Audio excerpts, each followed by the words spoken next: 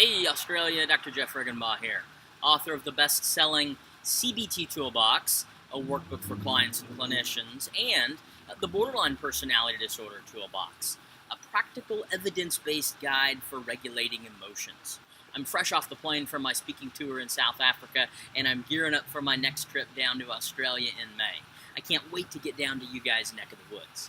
I'll be giving a series of workshops in Sydney, Brisbane, Melbourne, and Adelaide on the topics of borderline personality disorder, as well as one on treating clients with complex needs. I don't often tell other people's stories, but I wanted to share this with you because it's still so powerful to me. This was a story that I heard while attending a training by the legendary therapist Bill O'Hanlon when I was back in graduate school near 20 years ago. And Bill describes during one of his internships or practicums or something of that nature that he had at a rotation through a psychiatric hospital, sitting in on one of the treatment team meetings. And now, in retrospect, having sat through treatment team meetings for the better part of the last 17 years, I have a sense of what these look like. If any of you have sat through these treatment team meetings, you have a pretty good idea of what they look like as well. If you haven't, well, the attending psychiatrist kind of walks through a staffing sheet and talks about each patient for about 5 minutes. There's a bunch of other people on the multidisciplinary treatment team sitting around the table. They'll chime in and give their 2 cents worth with what's going on with treatment for the patient related to their particular area. So the social worker may give a commentary, the occupational therapist may give a commentary, the rec therapist may give a short commentary, but that's kind of how it works. So I'm sitting through this treatment team meeting, and the attending psychiatrist is kind of walking through the patients in typical format, but he gets to this certain individual, and he just holds 2 fingers up in the air. And he says all the people just kind of started talking amongst themselves, and he said it was the oddest thing. And so he said, I turned to the social worker next to me, and I said, what is up with this? What is this? And he said the clinician explained to him. He says, 2 fingers. That means they have an axis 2 disorder. It means they have a personality disorder. So there's nothing you can do to help them anyway. So you might as well not even talk about it. Now, maybe it's just me. But I sort of think as people that are in a field where we are agents of change in people's lives, this probably isn't a very helpful approach. And again, I might have butchered the details there a little bit, but the point is so powerful for me that I remember it very vividly even 20 years later, because I think it really does illustrate the attitude that, unfortunately, the majority of people had for a number of years, and unfortunately, likely many of them still have, even in the professional community, towards personality disorders, and in a broader sense, maybe even some of these other clients with varying sorts of complex needs. And so this is really just a passion of mine. I feel very, very strongly about this. Research is very clear these days that this is not true. The evidence is very clear that shows that the majority of this population can get better. In addition to all the research studies, I can tell you personally, having overseen treatment of over 500 patients with diagnoses in some of these categories that many people consider difficult, almost all of them do have the ability to get significantly better. I think many of our graduate programs do an inadequate job of preparing many clinicians to work with some of these more difficult to treat populations. I think a lot of programs that I'm familiar with anyway have that one psychopathology course. Within that one course, there's this one section devoted to personality disorders. Maybe social work programs have a little more on complex needs now, but I think a lot of clinicians are just graduating feeling kind of helpless, feeling incompetent to treat some of these more difficult to treat populations. Mark Twain was famous for saying, if all you've got is a hammer, everything you see looks like a nail. Well, I can tell you, having grown up on a farm, a hammer can accomplish a lot of things. A hammer is good for probably a lot of things that you maybe didn't even think a hammer could be useful for.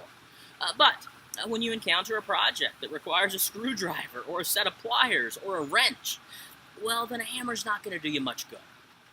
Unfortunately, I think this is what sort of the phenomenon that's been occurring in a lot of graduate schools are, training clinicians that are very competently trained to treat depression and anxiety and anger management and relationship issues and a number of these conditions of clinical concern. And so these are the skills that clinicians have. And they use them because they work for a wide range of the presenting populations that they deal with. But when they encounter people that deal with, sort of present a little bit different sort of project, so to speak, well, they don't have the skills that are necessary. And so they're attempting to apply the tools that they learned, which work for some diagnoses, to a completely different set of problems, to a completely different cognitive makeup and a completely different set of behavioral strategies. So oftentimes these tactics are just as effective as when we use the hammer for something that requires the use of a screwdriver. So that's what these trainings are about. I'm going to teach you everything graduate school didn't teach you about how to deal with these populations. In the borderline personality disorder training, we're going to look at, first of all, conceptualization, understanding individuals with BPD. We're going to look at how to use language that can communicate effectively with this population so they can feel understood in a way that they don't often feel understood. We're going to look at some practical, very symptom-targeted strategies. We're going to do some skills training specific to BPD. We're going to give you some cognitive strategies for dealing with that all-or-nothing kind of black and white thinking, which leads to this rigid sort of approach to life. Help teach them, sort of develop an understanding of how to deal with different situations in different ways. We're going to give you the 8 motivations for self-injurious behavior. So why BPD patients report engaging in self-injurious behaviors, and give you some very specific client interventions based upon those different motivations. So again, it's not just a one technique applies to all clients here. So we're going to give you some of those cognitive strategies, and then we're also going to give you some deeper level schema-focused strategies. So if you have longer periods of time to work with clients, how do you help them create that deeper level, belief level change that can really help them sustain their changes over time? In the complex needs workshop, we're going to look again at conceptualization. How do you conceptualize a case for clients with those particular conditions? In terms of conditions, we're going to look at a wide range of diagnostic categories. So we're going to look at the chronically depressed patient, we're going to look at the highly anxious patient. So we're going to look at some of those diagnostic categories, but we're also going to look at some different cross-cutting symptoms. Paranoia, narcissism, some of these things that you see in a number of clients that might show up on your caseload. Again, we're going to give you very practical strategies that you can use, sort of in the trenches to help in that moment. And then, for those of you that have longer periods of time to work with these folks, we're going to give you some schema-based strategies that will not only help them get better, but also stay better. I think one of the great things about this type of treatment is that we now have the ability to help clients not only get well, but also to help them stay well. I want to thank you for all the great work that you do down in the trenches, working to help hurting people in our world. If you want to expand your toolbox to help yourself deal with clients struggling with a wider range of issues, I'd love to see you in Sydney, May 9th and 10th, in Brisbane, May 13th and 15th, in Melbourne, May 17th and 20th, or in Adelaide, May 22nd and the 24th. I can't wait to get down there in May. I look forward to seeing you then.